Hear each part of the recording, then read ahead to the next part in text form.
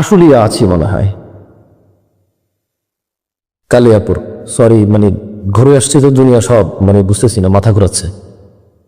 যেখানেই আছি, আপনি যেখানে আছেন, কোথায় আছেন এটা জিজ্ঞেস করা হবে না আসলে আখেরাতে।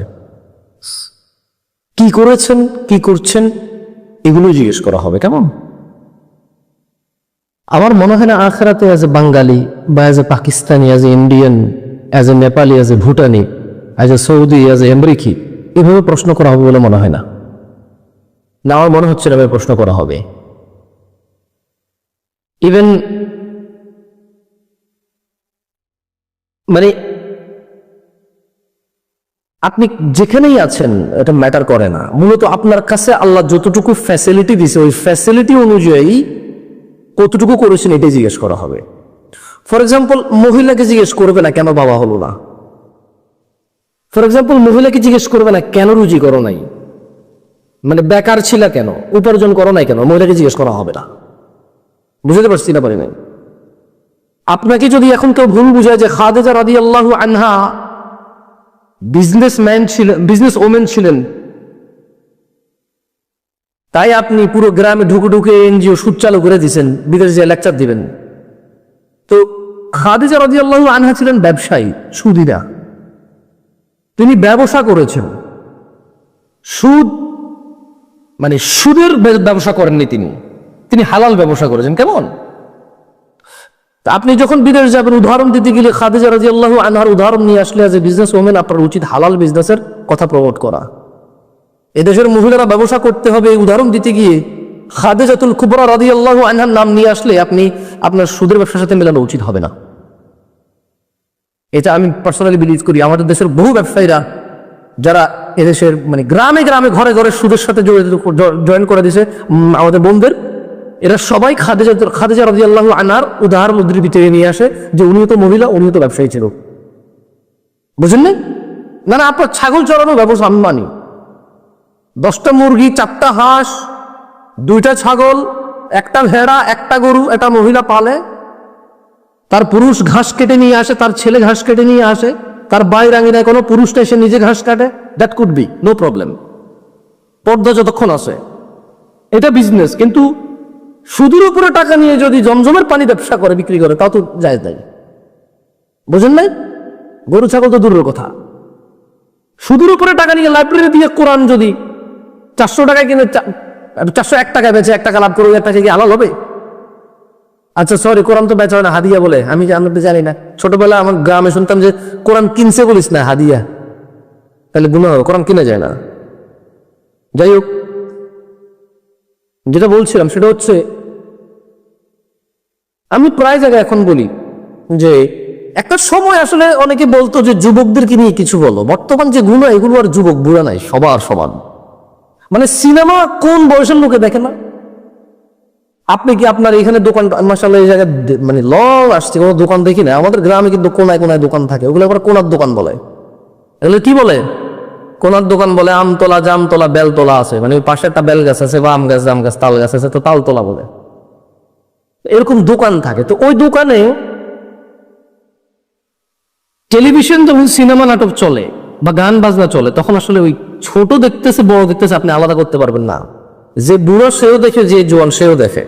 বরং এখন টেলিভিশন বেশি বুড়োরা দেখে, জোয়ানরা শুধু মোবাইল দেখে। কেমন?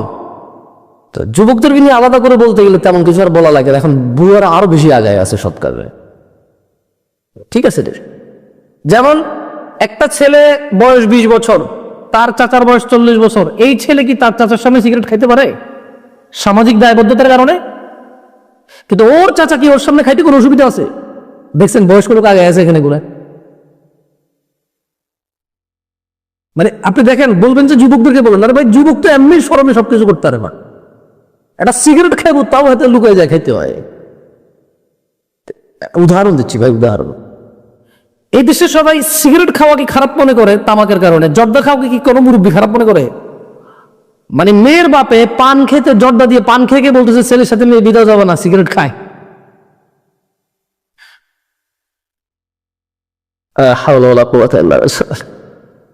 আপনারা হাসেন দেখে আমার হাসি পেত, এটা খুব খারাপ লাগার মতো কথা, বুঝছেন? কেন হাসেন জানেন? তবে এই দেশে একটা জিনিস তো দেখছি, আপনি ওয়াজ যাই করেন হাসে মানুষ। জাহান্নাম নিয়ে কথা বলতেছেন, ও খুব কানেক্টেড, ওর পাশের জনের কোনো কমন ভুল নিয়ে যখন বলছেন তখন ও হেসে দেয়। কি মানে হঠাৎ মধ্যে হেসে দেয়। এত মানুষ যদি 200-300 মানুষ যদি একসাথে হাসে, আমি হাসা কি করবো? এটা তো কুতুপুতির মতো লাগে, বলেন।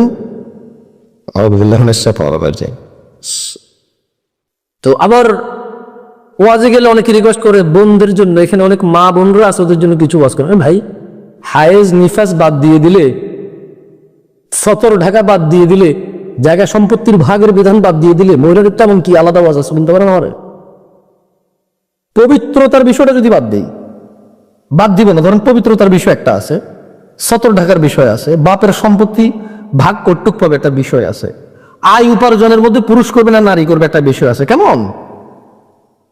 এগুলো যদি বাদ দেই তাহলে মহিলা পুরুষের ওয়াজ কর্তুক আলাদা বলতে পারেন? সলা, জাকাত, হজ কোনো আলাদা আছে? মহিলা দূর বলতে আসরের রোজা ভেঙে ফেলবে? মহিলার বাচ্চা তার দুগ্ধ পান করে, রাত 11টায় পেশাব করে কাঁথা ভিজায় ফেলে, মহিলা উঠে আবার প্যান্ট চেঞ্জ করে দেয়, 2টা বাজে আবার কান্না করে ওকে দুধ দিয়ে আবার ঘুম আনায়, 3বার ঘুম ভাঙে, তাই কি ফজর 8টা বাজে বললে হবে? হবে না। তাহলে বিধানটা আলাদা কোথায়? তেমন সুদ এনজিও মহিলাকে দেয়, এই জন্য কি এটা মানে সুদ হবে, গণ্য হবে না? কারণ সে রিক্সা চালাতে পারবে না, কারণ সে ভ্যান চালাতে পারবে না, মাটি কাটতে পারবে না, এই জন্য কি তাহলে মহিলা সুদ এনজিওর মাধ্যমে এখন এই যে লোন বা সুদ কিস্তি এগুলো করবে, তাহলে জায়েজ হয়ে যাবে? পুরুষ করলে জায়েজ হবে? আমি আমার এত যুবকদেরও খুব বেশি ওয়াজ দেখি না আলাদা, কারণ 12 বছর থেকে 60 বছর সবার অপরাধ সমান, জানা ব্যভিচার আর নেশা, উদাসীনতা, নামাজ ত্যাগ, ধোঁকাবাজি, মিথ্যা কথা, এগুলো আমাদেরকে শেষ করে দিচ্ছে। আর এগুলো সবার ভিতরে আছে। 12 বছরের ছেলে ট্রেনের মধ্যে চড়ে, টিকিট না দিয়ে নামে যায়, ঘরে এসে বলে আজকে ট্রেনের টিকিট না দিয়ে চড়ে চলে আসছি। সবাই বলে যে কি চালাক ছেলে, টিটি থেকে বেঁচে গেছে। কেউ চোর বলে লোকে? তোমরা যে 3 জন বন্ধু আছো, তোমাদের মধ্যে সবচেয়ে চালাক বন্ধুকে যে বেশি মেয়ে পটাতে পারে, ঠিক না? ও হচ্ছে চালাক বেশি, কারণ ও বেশি জানা করতে পারে। কি আমি কি ভুল বলছি? তোমাদের মধ্যে স্কুলে যে ছেলে মেয়ে তোমরা একসাথে পড়ো, কোন মেয়েটা বেশি ভালো? যে মেয়েটা তোমার চিঠিটা তোমার পছন্দের মেয়েটাকে দিয়ে আসে এবং খুব বুঝেছে তোমার সাথে প্রেম করো, মেয়েটা বেশি ভালো না? মন নরম না মেয়েটা? This are the definition of softness. বাংলাদেশে মন নরমের ডেফিনিশন হচ্ছে তোমার প্রেমপত্র পৌঁছে দেওয়া। বাংলাদেশের চালাকির ডেফিনিশন হচ্ছে চুরি করতে জানা, কাউকে ধোকা দিতে জানা। এখন এইখানে আমি আলাদা ওয়াজ কিভাবে করবেন আমি জানি না। এখন একটা প্রশ্ন কমন থাকতে পারে যে ভাই, এই যে সমাজের নেশা, জেনা, মিথ্যা, অবৈধ উপার্জন, এই যে সমাজের নেশা, জুয়া, জেনা, ব্যভিচার, অবৈধ উপার্জন, মিথ্যাচার, জুলম, এগুলো থেকে বাঁচার উপায় কি? সবাই জানি খারাপ।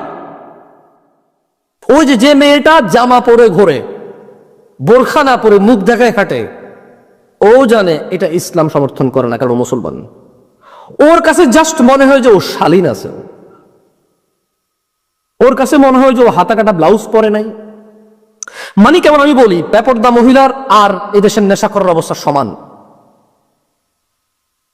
এদেশের নেশাখোর যতটা মাতাল, একটা বেপরদা মহিলা ঠিক ততটাই মাতাল এনেছে। কিভাবে বলবো? তো যে সিগারেট খায় সে বলে যে আরে ওটা কত মানুষ গাঁজা গুজা খাইয়া, দিনে 2টা খাইলে 1 টাকায় সিগারেট, সে গাঁজা করছে তো নিজের ভালো মনে করে। গাঁজা করে বলে যে আরে তুই নেশার কি দেখছিস বেটা, অমুক করে চেনস, ইয়াবা, হিরোইন, মদ কি না খায়, তাই শুধু গাঁজা খাই মাঝে মধ্যে, তাও বন্ধু ভাই, তা হালকা টেনশনে ধরলে, তা পোলাপানের ফান্দে পড়লে।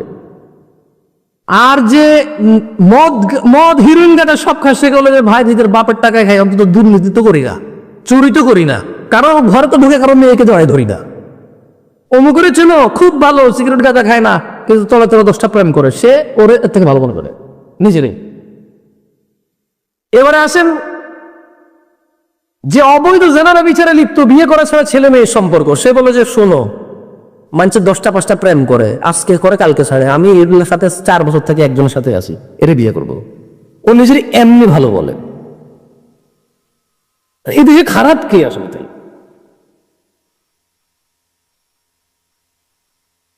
এই দেশে যখন আপনার সাথে অন্যায় হবে তখন আপনি বুঝবেন যে এটা অন্যায়, আর আপনি যতক্ষণ এটা করতে থাকবেন আপনার কাছে কোনো না কোনো লজিক, কোনো না কোনো যুক্তি আছে এটা অন্যায় না। সারা জীবন গত 15 বছর কেউ সাহস করে আওয়ামী লীগকে খারাপ বলেছে? কেউ বলতে পারে নাই। কেউ আওয়ামী লীগের প্রতিবাদ করেছে? কেউ করতে পারে নাই। তা আওয়ামী লীগ চলে যাওয়ার পর বাংলাদেশের একটা খারাপ লোক গেছে, কিন্তু কোন কোন জায়গায় আমাদের চুরি, দাড়ি, দুর্নীতি, ডাকাতি, রাহাজানি বন্ধ হয়েছে, আইন প্রতিষ্ঠিত হচ্ছে কোথায় কোথায়। এখন অনেকে বলবো যে আমি বর্তমান যে আছে তাকে প্রশ্নবিদ্ধ করছি। আরে ভাই, কারো সাহস আছে যে সরকার থেকে তার বিরুদ্ধে বলবে? গত 15 বছরে দেশের সাংবাদিক, টিভি, রাজনীতিবিদ, বুদ্ধিজীবী, সাহসী, আমার মতো মাহফিলে ঠিক কিনা বলা লোক তো আওয়ামী লীগের দোষ দেখে না গত 15 বছর। তাহলে এদেশে নির্দোষ থাকার উপায় কি? নেতা হওয়া, ক্ষমতায় থাকা। এদেশে নির্দোষ কে? সবার তো নেতা। এদেশে নির্দোষ যে নেতা না, সে নির্দোষ না। যতদিন এদেশে কেউ নেতা থাকে ততদিন সে নির্দোষ থাকে। দুদক তারা দেখে না, সাংবাদিক তারা দেখে না, পুলিশ তারা দেখে না, র্যাব তারা দেখে না, কোনো প্রবলেমই পায় না তার। ওই দিন শুনলাম লোটাস কাওয়ালের নাকি 300 কোটি টাকার মতো দুর্নীতি খুঁজে পাইছে দুদকে, এতদিন পাইলে। আমি প্রশ্ন করছি না, কারো প্রশ্নবিদ্ধ করছি না। হয়তো সবারই মানে, আমিও তো বলতে পারি না, এখন বলতেছি, হয়তো সেও এখন ধরতে পারতেছে। আমি দেখেন লজিক বোঝেন, আমি কেন এটা বলতে পারছি? এই ওয়াজের মাঠে কেন আমি এটা বলছি? আপনারা আমার না করছিলেন বলতে? আমি নিজে বলি নেই। সেলফ অ্যাওয়ারনেস, এই যে ভিতরে জ্বালা নিজস্ব একটা জ্ঞান দিছে যে কোন খবর আছে রে, দরকার নেই, নিজের খাইয়ে দেয় আর নিজের খবর বেড়ে লাভ আছে। হয়তো পারে তারও কোনো এরকম সমস্যা ছিল। দেখেন, আমি কিন্তু কাউকে প্রশ্নবিদ্ধ করতেছি না, আমি মূলত এখানে একটা যুক্তি দিয়ে বোঝাতে চাচ্ছি যে দোষটা আমার। দোষটা কার? আমার। আমি আল্লাহকে ভয় না পেয়ে বর্তমান অবস্থানকে ভয় পাই। আমি আল্লাহকে ভয় না পাই, কাকে ভয় পাই? অবস্থানকে ভয় পাই। দোষটা আমার। দোষটা নাই দেশের র্যাবের, না এদেশের পুলিশের, না এদেশের দুদকের, না এদেশের আলেমের, না এদেশের জালেমের। দোষটা হচ্ছে আমার। আমি, আমার মায়ের আর আমার বাপের দোষ। সেই তো আমার অন্যায় সহ্য করে, সেই তো আমার হারাম উপার্জন ভোগ করে আর উপভোগ করে, এটা এনজয় করে আমার হারাম উপার্জন। সে জানে আল্লাহ আমাকে জাহান্নামে ফেলবে আমি যে উপার্জন করতেছি, সে জানে আল্লাহ আমাকে জাহান্নামে ফেলবে আমি যেভাবে চলাফেরা করতেছি, সে এটা সহ্য করে। আমার ঘরে আমার বউ, যতক্ষণ আমি পরকিয়া করবো না ততক্ষণ আমার কোনো দোষ দেখে না। আমার ঘরের বউ, যতক্ষণ আমি পরকিয়া করবো না, আরেক মহিলার সাথে কথা বলবো না, আমি চুরি, ডাকাতি, দুর্নীতি, রাহাজানি, হত্যা, খুন, মারামারি, কাটাকাটি, নেশা, যা খুশি তা করি, আমার বউর কাছে আমি খারাপ হবো না।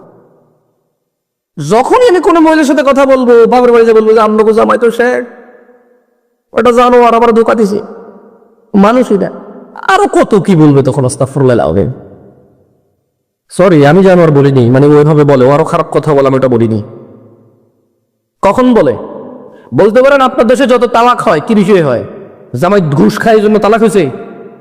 জামাই সুদ, আপনার গ্রামে একটা মেয়ে বলেন তো যেটা ডিভোর্স হয়েছে শুধু জামাই সুদখোর, ঘুষখোর, ওই মানে এরা ফালতু মানে আমি ভালো রাজনীতি, ফালতু রাজনীতি এবার বলবো না আমি, ও রাজনীতি করে প্রভাব খাটায়, মানে ওর রাজনীতির ধারা ভালো না, ও জোর জবরদস্তি করে, চাঁদাবাজি করে, এই কারণে কারো তালাক হয়েছে বলতে পারেন? তো এরকম মেয়ে তো পেটে নিতে পারে নাই আপনার এলাকার মেয়ে। 50 বছরে এই দেশের মাটিতে এমন মেয়ে পেটে নিতে পারে নাই যে মেয়ে বলবে তুমি মারামারি করো, মানুষের উপর অত্যাচার করো, যা জুলম, তুমি ফিরে আসো। ফিরলো না, বললো যে সময় দিলাম, ফিরে আসো। ফিরলো না। যতক্ষণ স্বামীর স্ত্রী হিসেবে ছিল সুন্দর ব্যবহার করেছে, স্বামীর সব সেবা যত্ন করেছে। স্বামী জুলুম করতেছে অন্যদের প্রতি, এই জন্য সে স্বামীর প্রতি জুলুম করে নাই। যতক্ষণ স্বামীর স্ত্রী ছিল, স্বামীর যা হালাল চাহিদা ছিল সবই মিটাইছে, যেভাবে আচরণ করার দরকার সেভাবে করেছে। তবে সুন্দর করে বলেছে, তুমি অত্যাচার জুলুম করছো, তুমি নামাজ পড়ছো না, তুমি মানুষের টাকা হক মেরে খাচ্ছ, তুমি ফিরে আসো। এভাবে সংসার করা সম্ভব হবে না। তোমার থেকে এরপরে যে বাচ্চা আসবে ওই বাচ্চা মানুষ করা সম্ভব হবে না। যার রক্তে মাংসে হারাম ঢুকে যাবো, মানুষ করবো কিভাবে আমি? আমার এই পৃথিবীতে 60-70 বছর করে বেঁচে থাকতে হতে পারে, ও হতে পারে আমি এই পৃথিবীতে 50-60 বছর বাঁচতে হবে, আমার বয়স মাত্র 22। এখনো মরে গেলে তো গেলাম, কিন্তু মানুষ যেভাবে স্বাভাবিক গতিতে মরে, হতে পারে আরো 40 বছর বাঁচবো। এইভাবে টিকে থাকা যাবে না। তোমার মতো পুরুষের সন্তান মানুষ করা যাবে না। ঠিক হও, হলো না, বললো যে সময় দিলাম ঠিক হন, হইল না, বললো যে লাস্ট বার বললাম ঠিক হন, নাহলে চলে যাব। বাপের বাড়ি গিয়ে বললো যে সাথে থাকা যাবে না, ব্যবস্থা করেন এর থেকে আমাকে আলাদা মুক্ত করে, সরকারের সাহায্য নিয়ে, প্রশাসনের সাহায্য নিয়ে, পরিবারের সাহায্য নিয়ে ওর থেকে মুক্ত হতে হবে। মুক্ত হয়ে এমন কাউকে বিয়ে করতে হবে যে ভালো। ওকে এত ভালো কোথায়? এই পৃথিবীতে তেমন, পৃথিবী জানি না, বাংলাদেশে এমন কোন স্বামী নেই যে বউর উপর জুলুম করে না, কেমন, ইনক্লুডিং মি, আল্লাহ আমাকে ক্ষমা করুক। কোনো না কোনো ভাবে আমরা প্রত্যেকে মেয়েদের সাথে কোনো না কোনো খারাপ আচরণ করি। তুই তো করি হলো করি না? অথবা একটা কথাও বলতে চায়, চুপ করাই দিই। অথবা ঘরের পরিস্থিতি এমন যে বলতে পারতেছে না সাহস করে। আমি ওর দোষগুলোকে আমি বাদ দিচ্ছি না, তবে ওর উপরে জুলুমটা হয় না? গত 50 বছরে আমার মা, মানে এই গ্রাম, আমার গ্রামের কোনো মা তো এরকম মেয়ে পেটে নিল না যে শুধু সুদ খায়, ঘুষ খায়, ওর বউ যেন বেতন 30,000, ও বাড়ি করলো কিভাবে? এই জন্য তো কারো তালাক হয় না।